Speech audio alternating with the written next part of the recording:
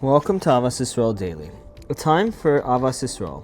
In days between Pesach and Shavuos, we mourn the passing of Rabbi Akiva's 24,000 students who perished during this time. As we know, the Gemara teaches that they died as a punishment for a lack of respect that they had for one another. It is important to note that when the Gemara describes a lack of respect, it is not meant as we use the term today. Even what we call respect doesn't come close to the way Rabbi Akiva's students acted towards one another. Rather, on their great level, they were held accountable for even the most baptismal manifestation of disrespect.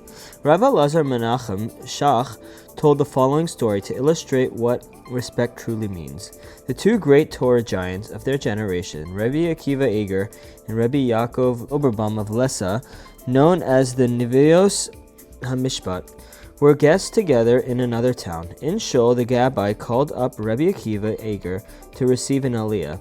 When he had heard his name, he fainted. Why did he faint?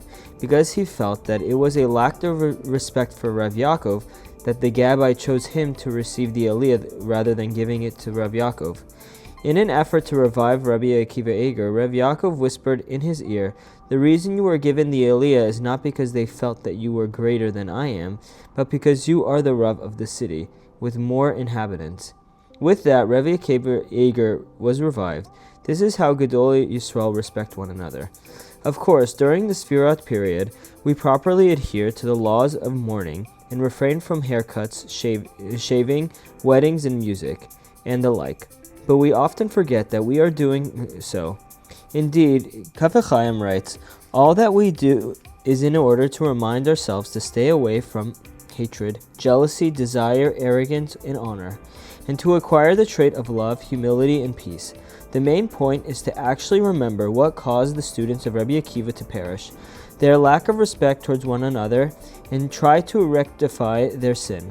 Similarly, Rav Chaim Palachi writes, "The love of friends at all times should be an internal love of the heart and soul, not merely external."